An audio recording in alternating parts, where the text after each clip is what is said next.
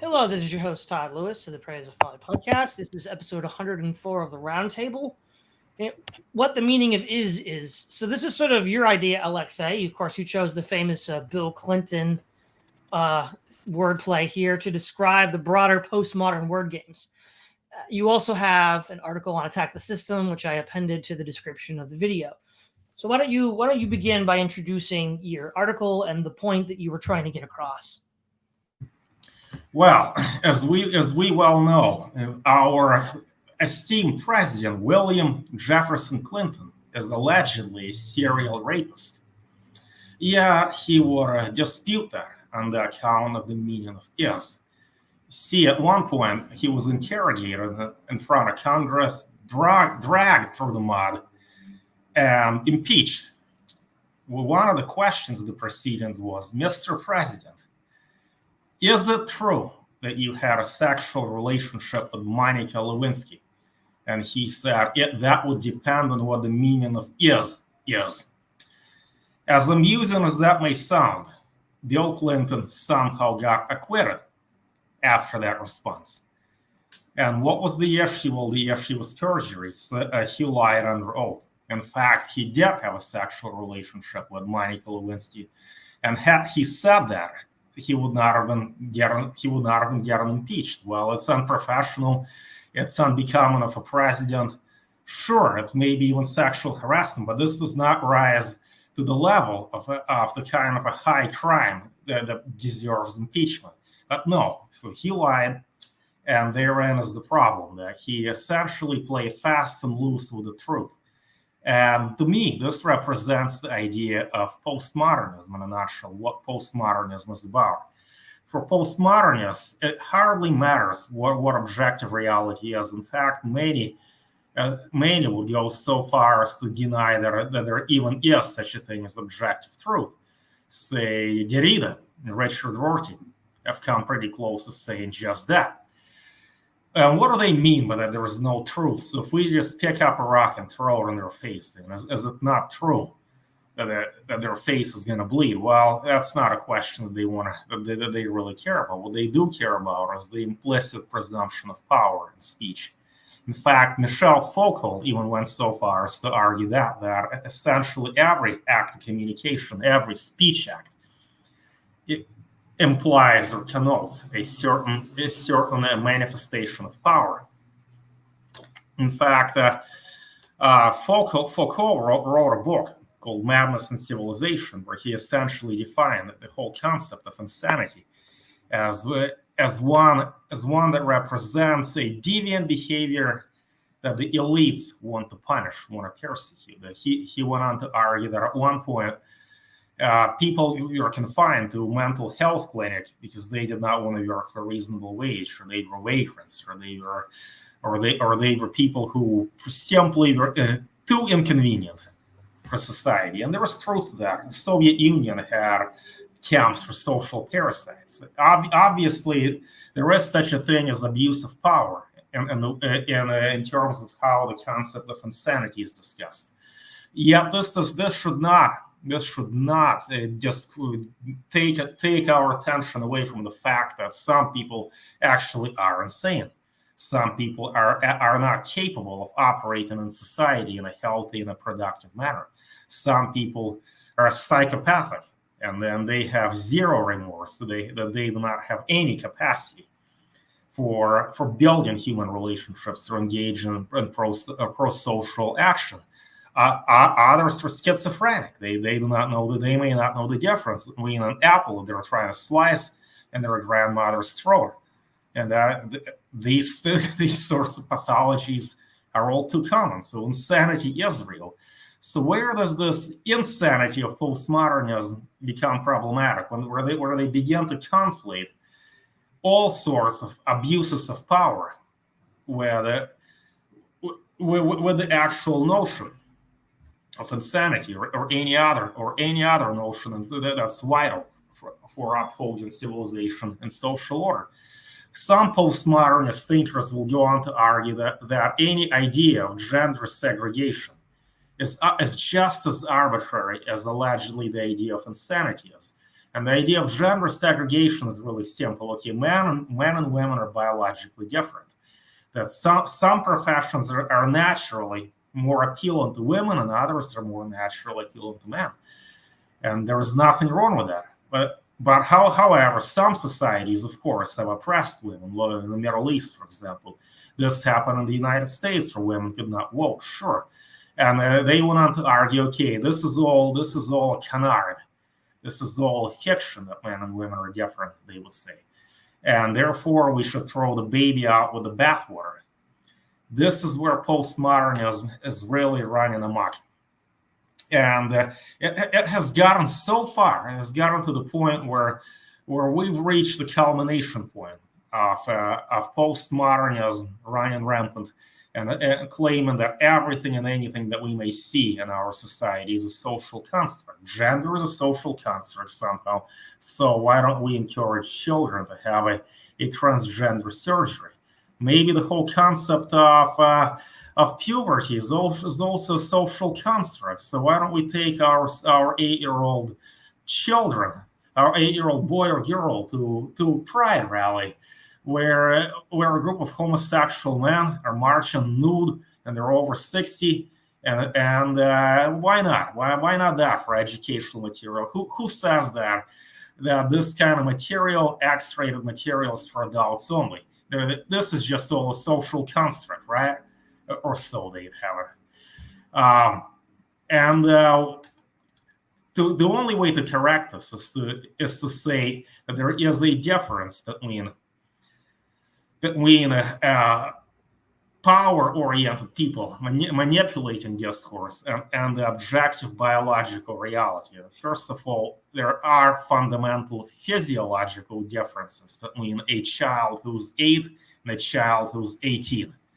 It's evident. Any neurological exam will show this. Any serious biologist will understand this. Any medical professional worth their salt, any psychologist gets that. So this, to my mind, immediately refutes the postmodernist assumption that somehow everything that we know about gender and sexuality is a social construct. Total nonsense. And then how about the question of race relations? Now, this is increasingly more challenging and controversial.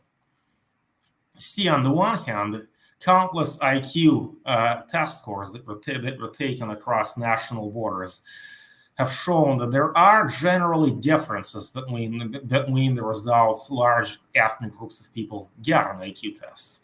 For instance, Ashkenazi Jews have always outperformed all other ethnic groups. The majority of test scores show that the average IQ among Ashkenazi Jews is between 110 and 115. With the Northeast Asians, 103. With the Europeans in the high 90s. Most with Latin American countries generally fluctuating between the high 80s and low 90s. And Africa is the most problematic case where there is an abundance of unsatisfactory IQ tests. And Nicholas Wade has written a wonderful book called Troublesome Inheritance, arguing that race is not a social construct. Yet there is also a caveat that a lot of these original IQ tests had obvious cultural biases. And it seems that there is a reason to worry that many of these original IQ tests have misrepresented these groups that have not done as well. And since then, modern psychologists like Raymond Carroll, for instance, have developed culturally neutral tests. Like there was a test called the Carroll Culture Fair. And the Raven's progressive matrices test was meant to be devoid of cultural references. It was meant to simply allow people to be tested on their ability to recognize abstract patterns. Now, of course, you can argue it's incomplete, that there is more to intelligence than figuring out shapes and patterns. What about verbal ability? That's also part of it. You can't say that figuring out patterns and learning words are the same thing. What about other abilities that seem to be part of intelligence, such as adaptability, thinking outside the box? I don't know if you can easily measure that. So as incomplete as an IQ test is, it has to be culture fair.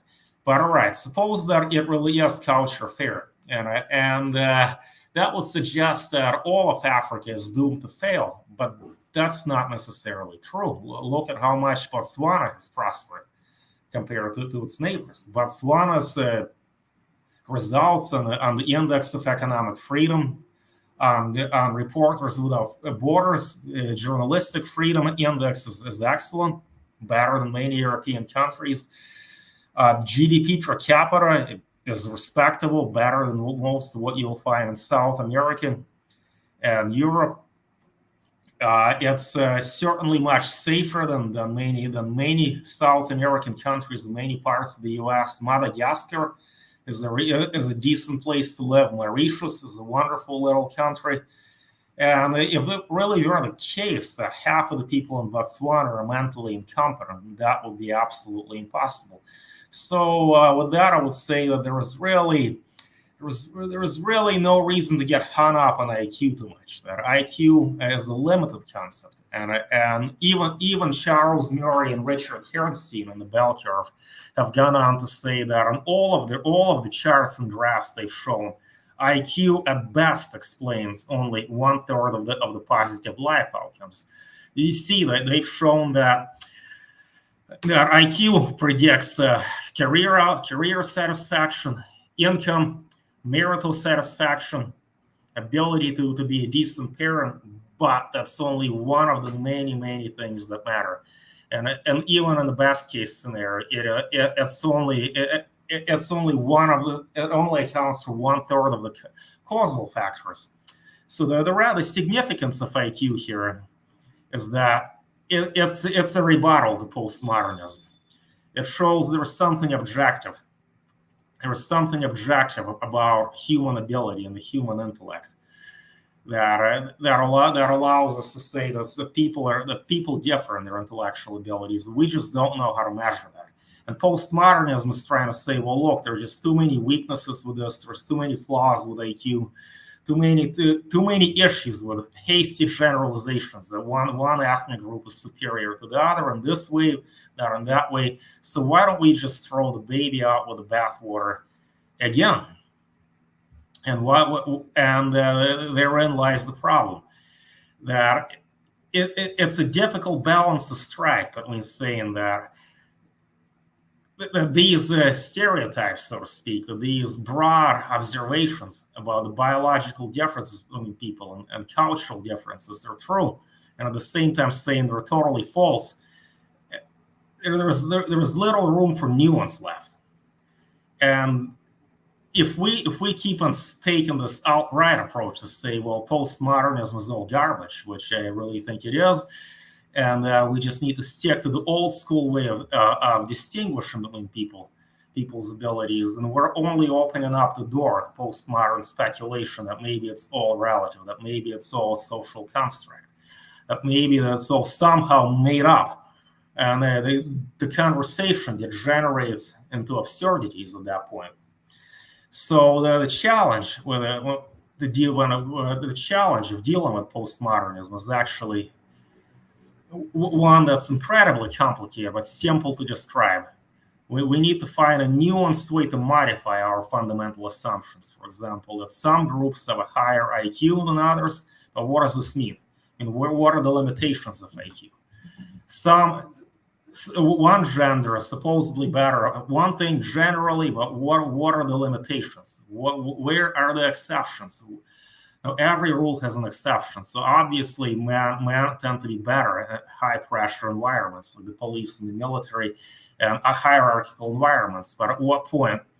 But when can a police department benefit from, say, having more female police officers? Maybe that'd be better for building social relations or dealing with sensitive cases that involve women and children. So that's an example of opening up, how we can open up the door to the idea that some professions must not necessarily be male dominated. And then, of course, there is a question of of multicultural integration. See, and if we say, all right, well, America fundamentally is Anglo-Saxon Christian nation, Protestant, that it historically has been.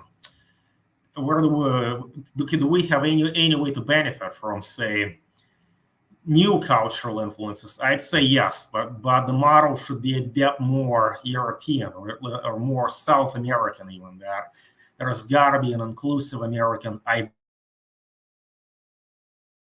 identity. There should be a multiculturalism in a sense that promotes ethnic segregation and splintering of national American identity. And by that, I mean that California, the interior of California, is full of Mexican communities where people utterly refuse to learn the language, refuse to learn anything about the culture, and want to have nothing to do with anybody who does not share their cultural background. And then if you go to Miami, you'll see that there are ghettos or ethnically homogeneous enclaves of Cubans, Dominicans, Mexicans, and they are quite antipathetic to one another. And again, so this brings us to the point: how do we clean this mess up without taking the radical position of just open up the floodgates to unrestricted immigration? Every culture is wonderful, multicultural is awesome, or to hell with them, just deport them all, make America a white Christian nation. We need to be more nuanced and find common ground among these two positions. Okay, a few points about the idea of language as a way to control, and I'm drawn to the point made in The Closing of the American Mind by Alan Bloom, the idea that the best kind of censorship is the censorship that people don't know is going on. So the idea is that you have people's minds formed in just such a way, say through education, that the things you don't want them to know aren't communicated to them, and they don't even know that they're not being communicated to them because you've constructed a sort of simplified view of the world in order to exclude it. Now, in one sense, all education, even if it's done with the best of intentions, has to simplify the world in order to teach it to people at various levels of maturity. But the question then is, what is left out and why? And is your model of the world attempting to be true to it? This also gets in with Edward Bernays and his work Propaganda, where he talks about how the goal is to have people make choices within a framework that you've created, but that they don't know you've created. So they have the illusion of choice, the illusion of freedom, but what they don't realize is that they're playing within a, well, for lack of a better word, simulation, though he doesn't use that term. But that, I think, is an accurate term to describe what the choice games are that they're making. And then we also have 1984 with Newspeak, where the idea that words are constantly being changed and altered so that they don't mean the same thing. The past is deleted and rewritten so that you don't see, you actually lose the ability to describe the past, right? I mean, they rewrite it so you don't have any fixed point of reference, but you also have a language which is being fed to you and altered so that you don't actually understand how the past might work. So, for example, there are certain tribes in Africa that don't have a word, well, that didn't have a word for future. So they lived only in the past and the now. And that is going to have societal impact if you don't have a word for the future. For one thing, it's going to affect your ability to plan. But now we're having a reality where we don't have a word for the past, but we have a word for the present and the future. So it's kind of the opposite problem than some of those African tribes. And the goal is to have ultimately words that describe all of them. But the real goal, though, is to escape the sort of censorship mindset, right? It's a mindset that the censors have given us, which is far better than, blacking out text in a book or text in a letter. They've actually censored our minds by giving us a education and a mental landscape that has already excluded all of the things that they don't want us to be thinking about. And that I think really is the danger here. And then the question is, how do you fight back? How do you escape that? I mean, the one thing is, as Orwell said, in an age of lies, telling the truth is a revolutionary act, right? That's the first thing you have to do, because that's how the system. And he was saying that in reference to 1984, which was itself in reference to the Soviet Union. And so the idea being then that you have to not go along, right? We also see this in Rod Dreher's book, Live Not by Lies, where he also talks about life in the Eastern Bloc Soviet era and how people had to go along with what we would today call political correctness in order to just have a life, right? And so he's like, don't let that if you have to do that, don't let that overcome your true sense of self. Because the danger then becomes you then lose yourself in that narrative and that lie, and then forget what the truth is. So, Keith. Yeah, when I was in graduate school, I had a course once on modern European intellectual history that covered, all the classics from the Enlightenment onward. And the very last unit of that covered postmodernism. And this class was taught in the European style, which basically meant you had to go read something and then come to class, and then there's a class discussion on the reading material. And our professor was an old school liberal, like a FDR era liberal. And I remember we had to read Madness and Civilization by Foucault as our required reading. So I remember, we'd go into class that day, and then we were all sitting around at this, it's like this round table like scenario. And then the professor asked, "So what did you think of Madness and Civilization?" And everybody's just kind of looking at each other like, what do we say about this? And so I decided to speak up first, and I said, "Well, I thought it was crap." And everybody kind of laughed. That was generally the concurrence among my colleagues. But the problem that I saw at the time with postmodernism is that it's a case of I've heard the saying there's a case of being so open-minded that your brains fall out. And I think that's a problem with postmodern thought. Now, where I think the postmodernists what I think they got right was that they were trying to critique some of the established dogmas of their own time. Postmodernism emerges in the post-war period when the Marxist narrative or the Enlightenment narrative were like the two dominant narratives in the Western intellectual culture.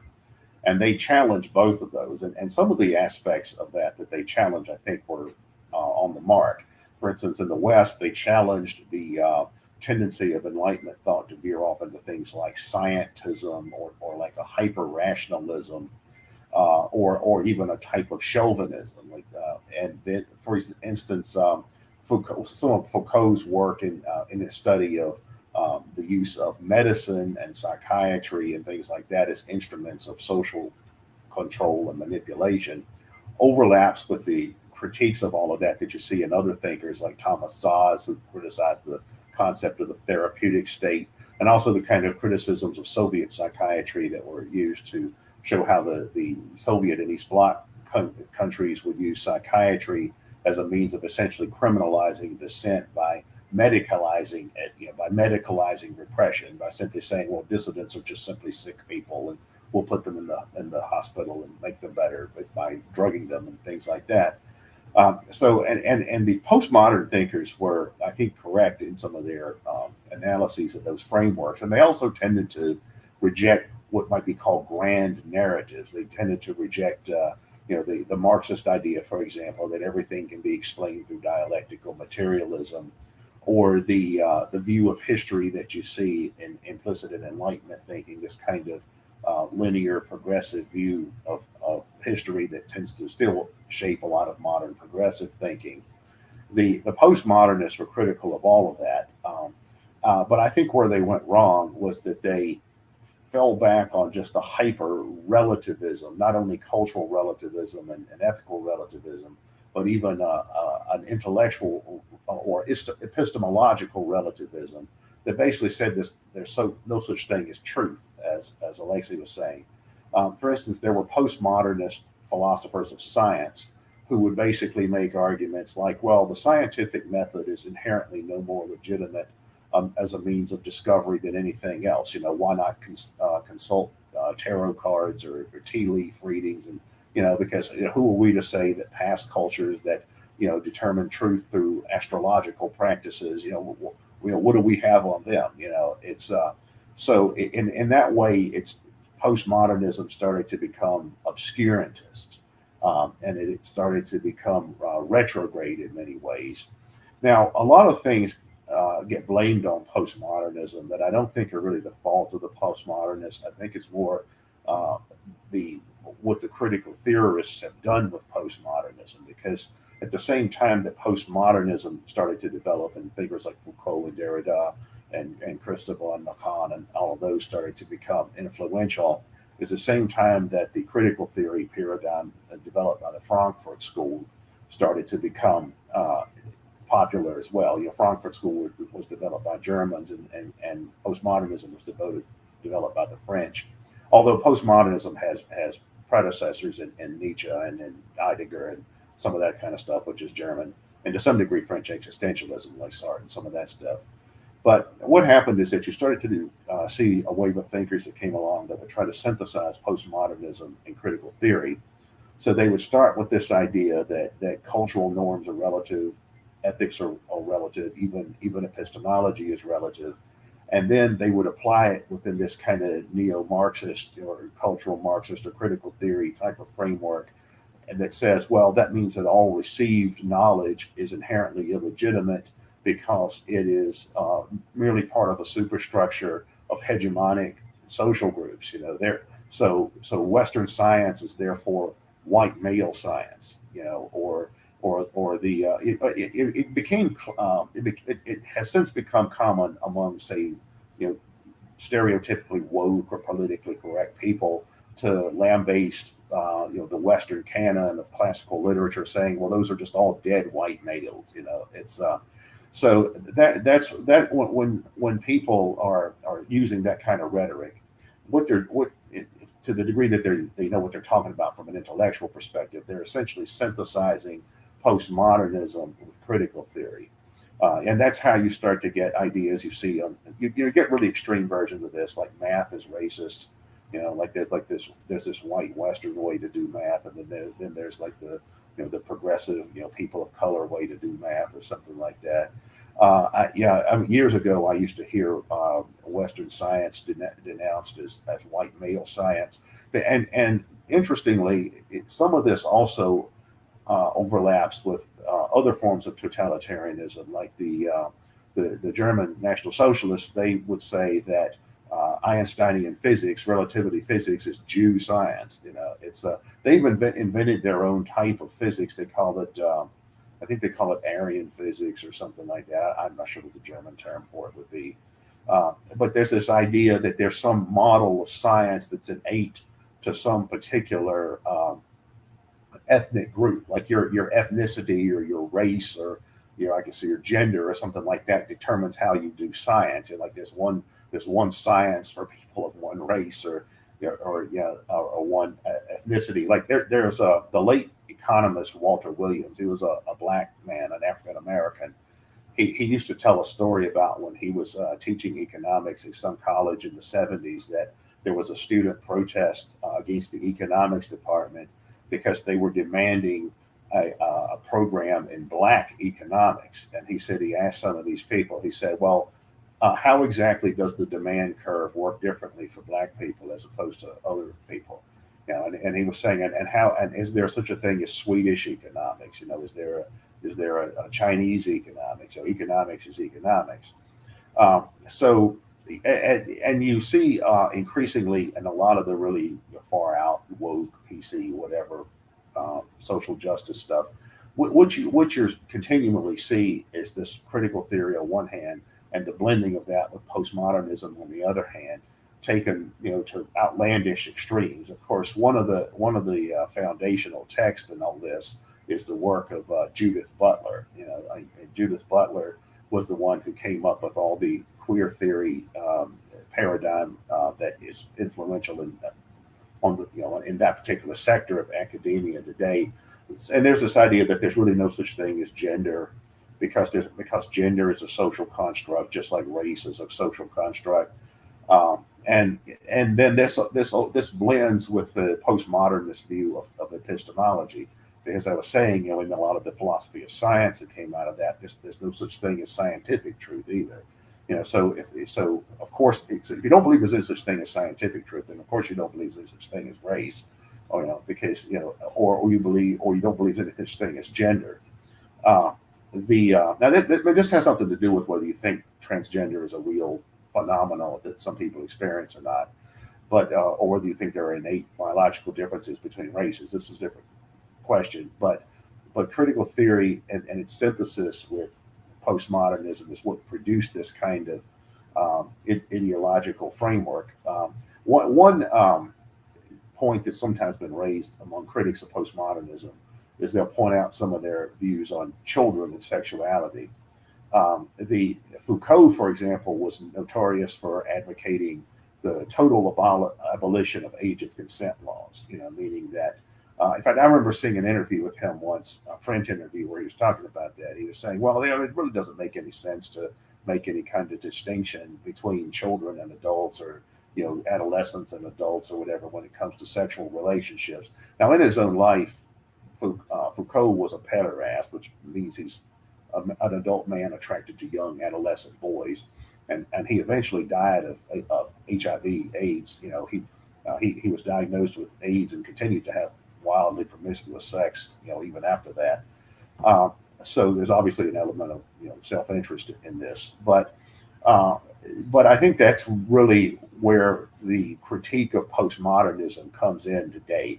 What a lot of people today are criticizing when they criticize postmodernism is they're really criticizing critical theory and the synthesis of that with postmodernism. I mean, you could theoretically be a postmodernist and not even be a leftist. You could be on the right and be a postmodernist. Like there are schools of thought, like some of the branches of the European New Right are almost postmodern in their thinking, in the sense that they have some of the same influences. They have a new left influence. They have a Heideggerian influence, a Nietzschean influence, and that whole strand of thought, that continental philosophy in the late 19th or 20th century, fuels into all of this. So that's really, though, where intellectual culture is. Like if you look at the intellectual culture that is dominant in academia, in humanities, in the humanities fields, it's really sort of a hybrid of postmodernism, neo-Marxism of the critical theory variety, and feminism and gender theory and all of these kinds of things. All right, Florian. Yeah, many interesting points, especially when Keith brought up Deutsche Physik, or the German physics. That was very interesting, because there was also kind of like a postmodernism anti-science use of or display of science, right? And it wasn't just some Nazis that invented that to more easily expel Jewish scientists. It was actually there were actually some Nobel Prize winners, like Philipp Lenard, who was a proponent of the German physics part, was actually he won a Nobel Prize. I don't recall quite anymore for what, but those are people, and I still grew up with people that would tell us that there are certain kind of German scientists who wouldn't use the official short lettering for force, acceleration, like F for force, A for acceleration. They would use K for Kraft, which is a German word for force. So they would really want to put everything in German terms and reject any foreign influence on German precious science, right? And then also I recommend a movie which is it's a comedy, but also pretty good, pretty deep. It was look who's back. It's about like the setup is that Hitler wakes up in the 2000s or 2010s, like by magic, like, right, he, instead of dying at 1945, he's transported in the future, and then he wakes up and he starts his entire entire way to power again, right? Then using YouTube and social media to influence people. And then there's a scene there's a scene where he is shown Wikipedia, right?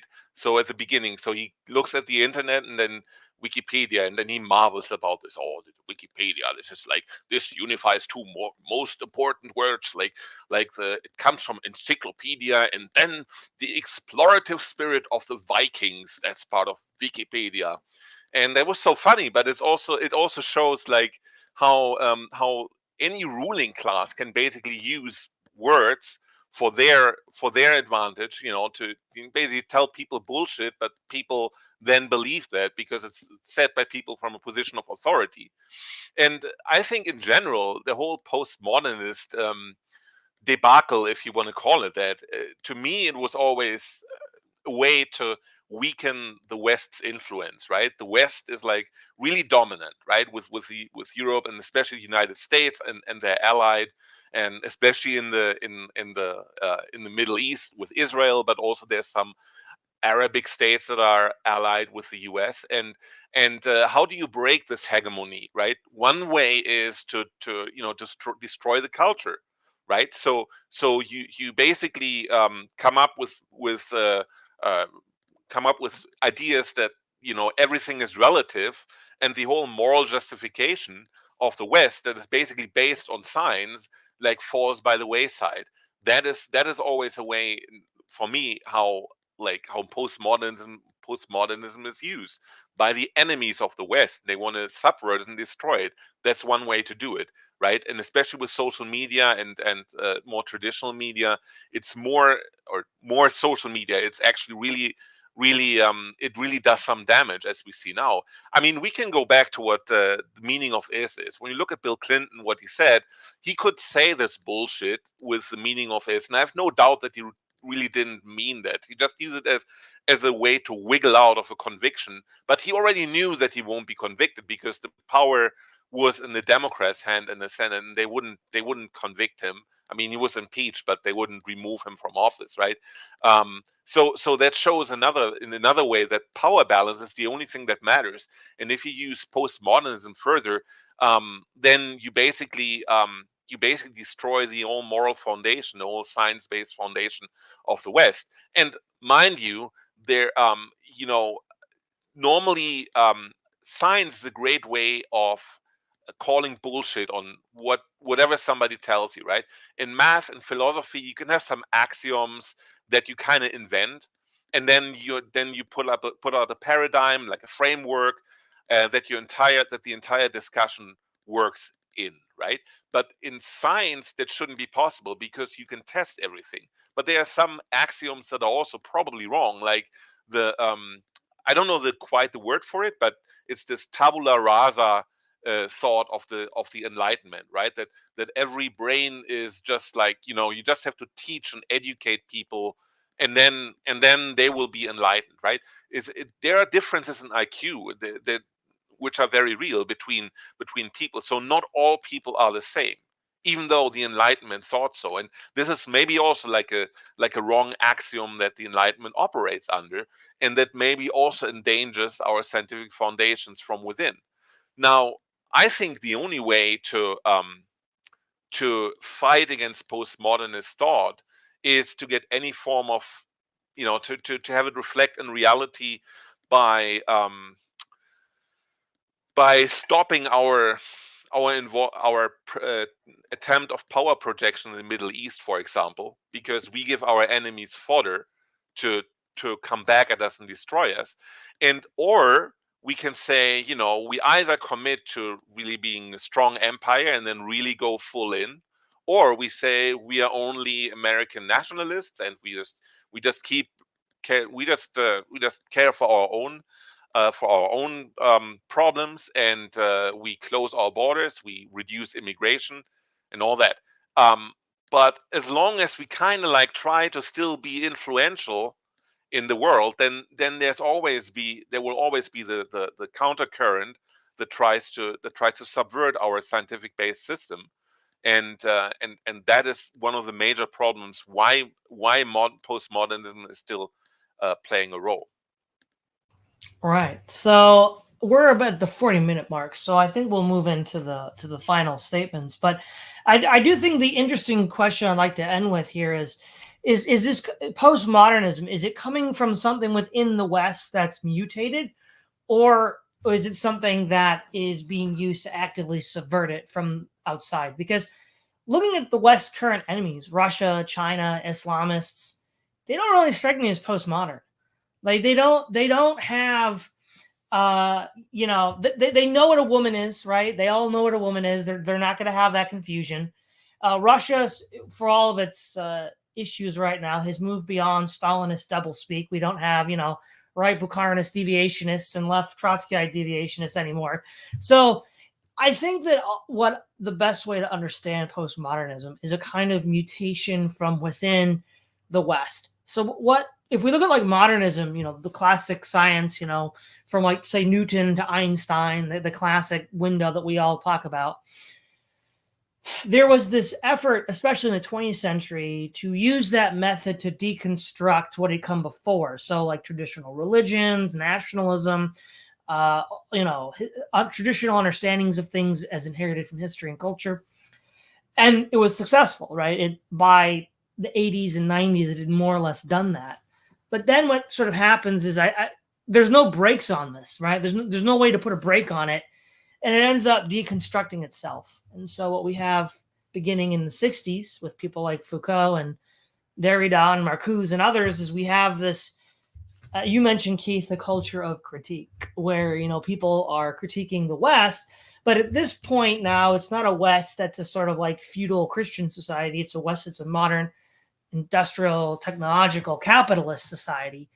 And it keeps that same spirit of criticism. It's sort of like this: when the United States closed the frontier in the 1890s, it still had that expansive energy to go somewhere, and that expansive energy was redirected towards building the U.S. empire. And in a lot of regards, I think the scientific culture of critique is itself like that. It sort of closed the frontier when it won, by overcoming the church, overcoming nationalism, overcoming traditional ways of viewing the world as inherited from, say, history and culture. But then it had nowhere else to go, and there were no breaks, so it just ended up consuming itself. And that's not to say that there aren't elements within the West who would benefit from a change of leadership, and they do use postmodernism, as your point with Bill Clinton, Alexei, to get there. But I don't know if I would say that it's an external threat. I think it's a mutation that happened within the West, but there are elements that use it for their interest in order to change the current power structure. Alexei. Well, so the question being here is postmodernism a distinctly Anglo-American phenomenon, or is it somehow exported from the outside world? Did I understand your question correctly? Yeah, that's it. Yeah, is it? All right. Yeah. So then I think I have a fairly clear, simple, and a straightforward answer. It is definitely a uniquely American phenomenon, and we can understand why simply by looking at the culture of the colonies. Before America even declared independence, it did not have a religion that all of the colonists believed in. Well, yeah, they were Protestants, almost all of them. I don't think very many, if any, Catholic immigrants came there. But the difference between being Protestant and Catholic is that Protestant Christians tend to have a much more divided and a highly individualistic and a subjective sense of group identity. And that, to me, seems to be the foundation of the postmodern thought, that America has always been the land of cults, as Keith likes to say that. And it is this way with the woke postmodern lunacy flourishing, and it has always been that in a traditional sectarian sense of the word. America never had, and does not have, and nor did it ever have a national religion. For that very, very reason, specifically, the United States was always, or rather, the heirs, the founders of the U.S. and the people who created the culture that led to the revolution, never wanted a wanted to have never wanted to have a collective consciousness that defined their national identity. They were entirely okay with a fragmented collective consciousness, fragmented national identity, where the sects upon sects fought each other tooth and nail for the right to be the dominant sect. Of course, they wanted to impose their religious views upon others. They wanted their sect to somehow conquer the world, conquer the colonies, but that did not work out. Now we're seeing similar results in American polls, that Americans repeatedly say yes, things like, yes, of course, we need common ground. If you ask an average American voter, do we need common ground between people who have political differences? But at the same time, they're not willing to compromise. Of course, what does this mean? We need common ground, but you need to be on my ground. That's the only way we're going to have common ground. And that's an American tradition. Real quick, Aleksey, this reminds me of the quote, I think it was from Napoleon. A conqueror is a man of peace. He always wishes that his victims would willingly submit to his rule. That's it. So you can often hear this in the political discussion in America, that, why can't these stupid people see this fundamental assumption that I have? Well, why are people so stupid? Why do they not get it? But the reality is that whoever says that is making no effort to understand the other point of view.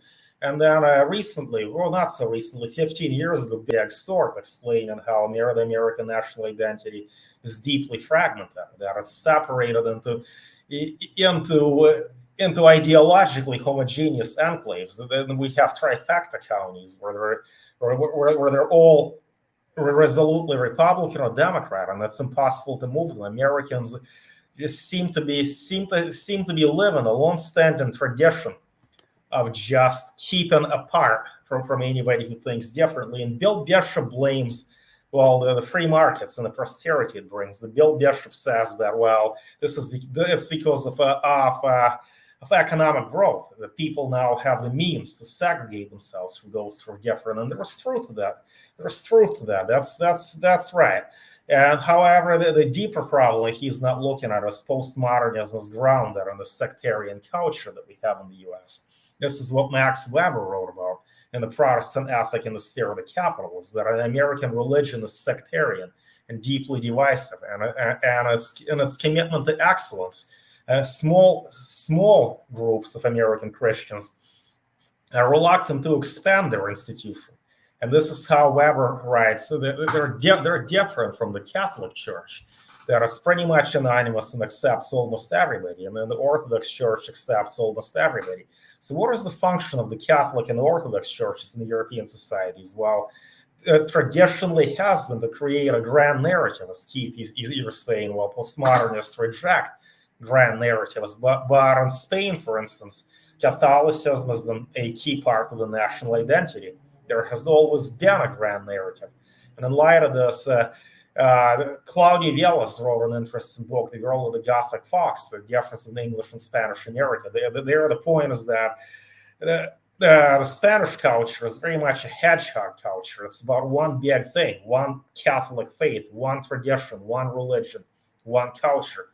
In America, we're foxes, or so he would argue, that we've always been that way. And I think he correctly identified the point that it's not about any modern phenomenon like capitalism or neoliberalism, or as Bill Bishop says, or the internet. And it's not so much about that, although it intensifies the pattern.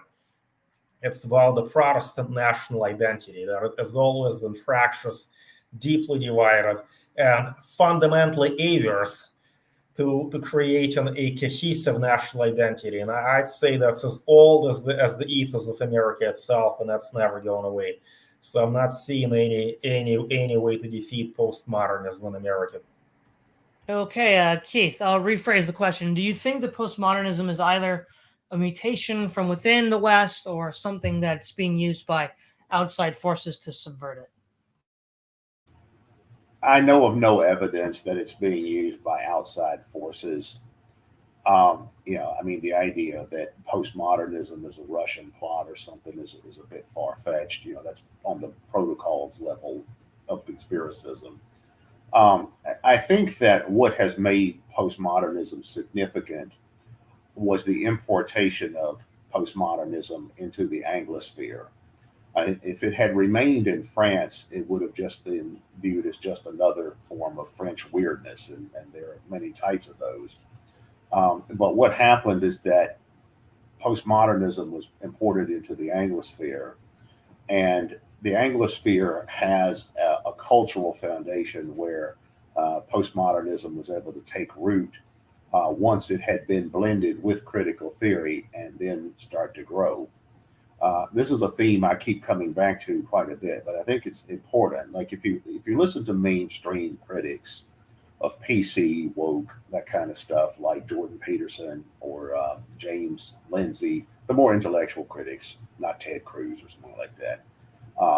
What you see is they're always blaming political correctness or peace or woke on Marxism, on postmodernism, on all these other isms that became popular among the left-wing intellectual culture in the post-war period. But the bigger question is, why did that happen?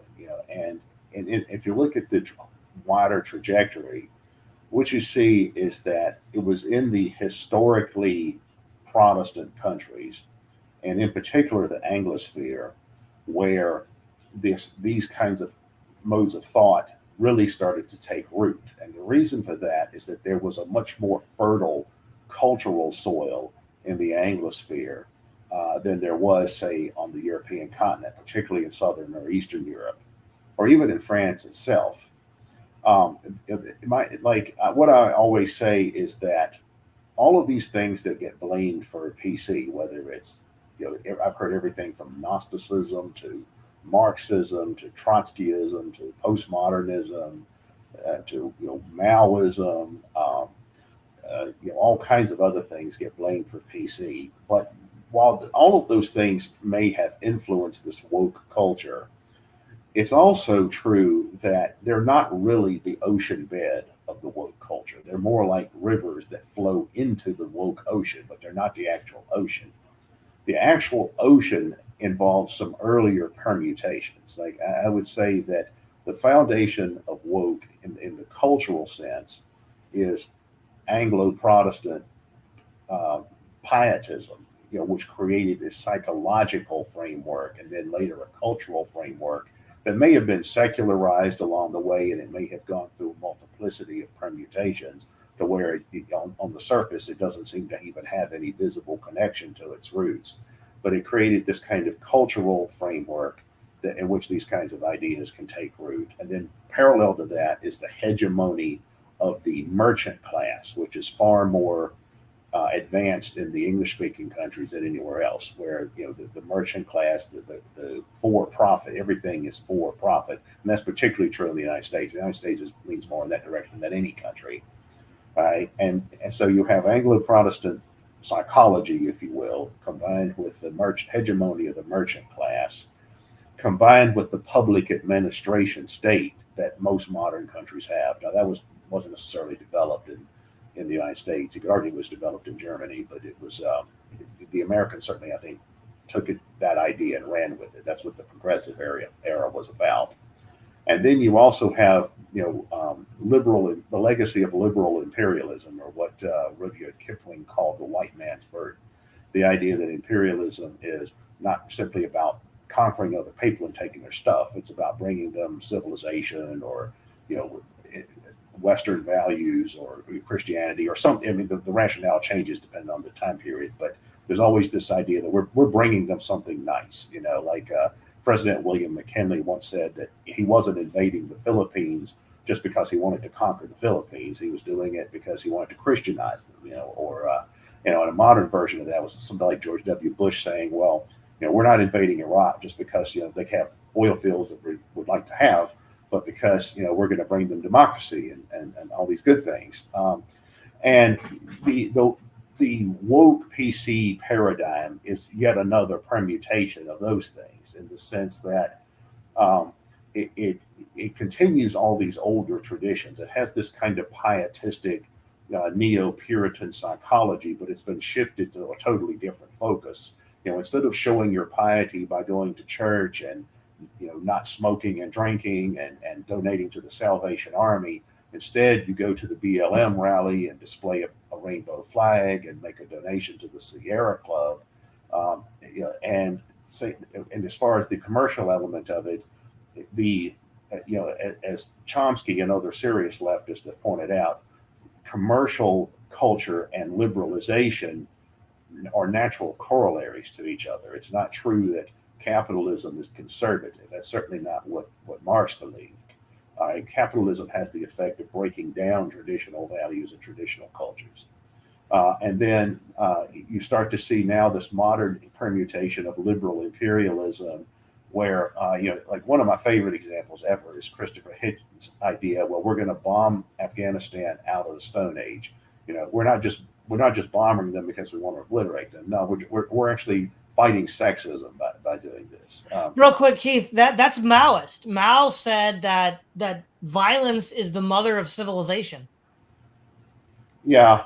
Well, Hitchens was a former Trotskyite. I would say he was never former. He just shifted his focus. But this is the cultural framework in which all of these ideas from the post-war period took root. You already had a pre-existing cultural framework that was conducive to this, that provided the fertile soil. Like Anglo-American culture was the fertile crescent in which all of this kind of all these ideological currents could grow. And they, along the way, they didn't just grow, they were also co-opted and reworked by pre-existing institutions and other forces. And then they were made into this ideological superstructure, this intellectual culture that we have today, where all of these things are hegemonic. For example, I've heard some conservatives, for example, or even some anti-woke liberals like Brett Weinstein, they'll talk about all the college students who riot against racism or whatever. Well, they're just neo-Maoist. Some of them may self-identify as Maoist, and there's an element of the cultural revolution that you find in some of that kind of stuff, but that's not really what it is. That may be a current that one of the rivers, one of the streams that flowed into the woke ocean, but it's not the woke ocean. And you have someone like Jordan Peterson that's always talking about all of the stuff is woke is communism, and postmodernism is fueling communism. That's not really an accurate understanding of how this works. All of this stuff is a permutation that grew out of this pre-existing cultural framework. And the catch is it's being exported to other parts of the world. Like if you look at the parts of the world where the woke PC ideology has taken root the most firmly, it's always been the historically Protestant countries, as well as the first countries to develop capitalism. It really gets started in the United States, I think. I mean, it may have been influenced by intellectual cultures that came from other places, but it really gets started in the United States. Then it gets exported to Western Europe and Northern Europe, and also Australia and other places that have a comparable, cultural history, Canada and all of that. And nowadays it's being taking root in other places still because American cultural influence is so vast. But I think that's really the phenomena that we're dealing with. I think it's great. It's a great oversimplification to say, well, woke, that's cultural Marxism. That's postmodernism. No, it's really a synthesis of a lot of currents that have been permutated and co-opted and then grown out of pre-existing soil in the process. Okay, Florian, you get the last word. Yeah, I think I do agree with Keith in principle. I think what I was referring to was most prominently the influence of China, and via TikTok, for example, where students in China get shown like science and math and literature and useful things, and in the US you get shown he, her, them, their, xers, like some transgender people dancing around, and it's just like all like some bullshit culture that seems to be shown here. However, of course, you could also argue, well, TikTok was a great way against the COVID-19 tyranny in 2020, 2021. And it's up to you, your personal settings, what kind of what kind of clips you want to be shown in TikTok, right? But still, TikTok is associated with the Chinese Communist Party, which is true for most of the companies in China. But still, there's a connection, right? I think, and the other thing I had in mind is there's always a correlation between left-wing detractors from the Western order and an embrace of postmodernism, right? It always seems to call for the abolishment of traditional societies where the West was advanced, right?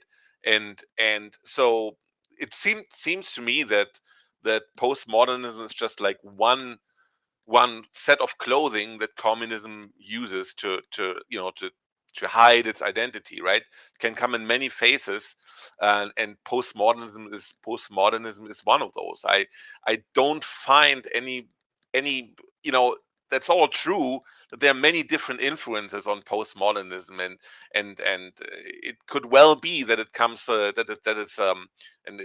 think it's true that postmodernism takes root in many predominantly Protestant cultures, but I don't see that postmodernism drives was deeply entrenched with Protestantism. It may be that the U.S. just by its Protestant or by its Puritan roots has basically harbors its own seeds of destruction, right? It may just be that is an element that is always there and can always is always on the verge of destroying U.S. culture. I mean, I would argue that the Salem witch trials were one of the situations where, at least locally, the American ideal was probably completely abolished during that like short time span, right? So there's always a dangerous element in there because Puritans or the associated Protestant mindset is divisive in and of itself, which probably happens if you if you allow to discuss belief among the community and not say the Catholic Church, there's doctrine and we all obey that, right? So that's what I think. All right. Before we wrap up, we have one super chat from Blog of the West for $19.99 US dollars. Thank you very much. A hallmark of today's PM seems to be rank Philistinism and anti-intellectualism.